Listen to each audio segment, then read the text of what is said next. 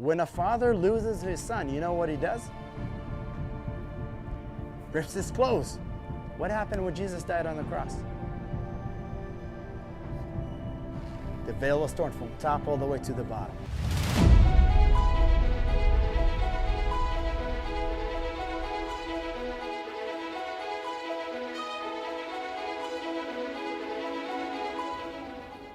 Shalom friends, I'm Tiffany Malilin from the ICEJ, and we are here approximately 25 to 30 kilometers up north of Elat, the southern area of the land of Israel. If you see behind me right there is a mock-up of the actual tabernacle that we read from the Bible itself, of how the Lord described the tabernacle to be, what elements are supposed to be there, and why it's relevant to us today.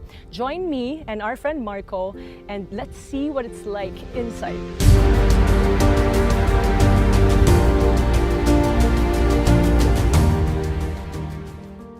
The first item we actually have in the tabernacle is the altar. And this is only one out of 6 items that the Israelites or the Levites, they had to carry by hand. They actually had to pick it up on the shoulders and take from one place to another. Okay, the people would bring the animals to the entrance, and then the priest would take the animal and do the sacrifice for the people. Take the blood, put it on the horns of the altar, and then sacrifice the animal inside.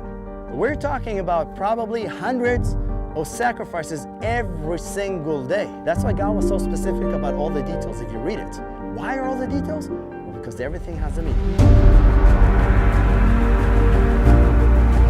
The wash basin is actually, it's a very, very interesting item. It's a very unique item. When we read about this, the copper in the Bible represents judgment. That's why everything outside is judgment.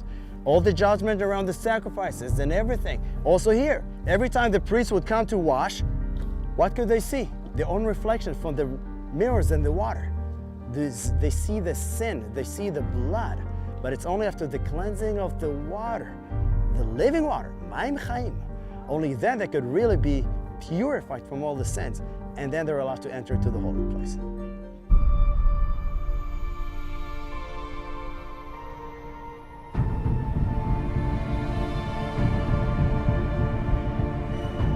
So to this area, this is called the Holy, HaKodesh, where only the priests were allowed to enter, and they only came here twice a day, morning and evening, and just for a few minutes. And then they went back outside to continue the work of the sacrifices. However, behind this veil is the Hall of Holies, where there only the high priest entered only one day a year, Yom Kippur. So right here on the south side, we have the menorah, the lampstand. It was made from pure gold, one piece of gold. And every day when the priest entered, they had to fill this up with olive oil because this was burning all the time. So this may have been the only light in this place, but because that everything is covered with gold and gold reflects light, this was enough to light everything in this place. But right on the other side, we have the showbread table with the 12 breads. The one represents each tribe, but it was a holy bread where only the priest, the Kohanim, were allowed to eat from the bread. That's it, nobody else. And of course, this is also one of the items that they had to just pick up one day and take it with them wherever God led them. This altar, this is actually not for sacrifices at all. Okay, this is actually for incense. And every morning and evening, the priest would have to burn the incense, which represents the prayers of the people, okay? Which is a beautiful picture for us to show, well, every morning and evening. So it's like to start the day with a prayer with God and to end the day with a prayer with God. And this is what he wore every single day, except on Yom Kippur, where in Yom Kippur he wore only the white. He had the 12 stones with the names of the 12 tribes. Okay, one for each tribe with the name of it, but he has 2 more stones on the shoulders, also with the same names, 6 and 6. But this is by the order of the sons of Jacob that they were born. Okay, so from the oldest all the way to the youngest. But this represents the entrance to the presence of God. The Ark of the Covenant is actually known to be the holiest item in the tabernacle. It's made out of 2 different pieces. You have the top part with the cherubims, keruvim, that were made out of pure gold, 1 piece of gold. But then you have the bottom part, the ark, that's from acacia wood covered with gold, outside and inside. Do you remember what was in the ark itself? 3 things. Notice, these are three things that the people rejected. They rejected the law. They rejected Aaron and Moses. They said, well, why are you going to be high priest? We want to be high priest. And the manna, they rejected the provision of God.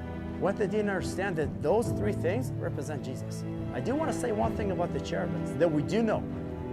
That they're facing one another, but their heads were looking down on the capolet, on the mercy seat. What is the first thing they see? The blood. What really saves us is not the law. It is the blood of the sacrifice that covers the law. This is almost the difference between the Old Testament, right? If we rely on our deeds, we rely on the law, we're all going to die with our sins. But it is only through the blood of the sacrifice. That is the only thing that can actually forgive the sins. Thank you for joining us for the tour of the tabernacle. I hope you learned something and God spoke to you as much as He speaks to me here daily. Come to the Promised Land, come see us, come visit us here and get to experience what God not just did in our past, but what He's doing today. Even though this is the model, He's still using it today. This is still His tabernacle. And we're more than happy to see you guys coming here and experience God with us here in the desert.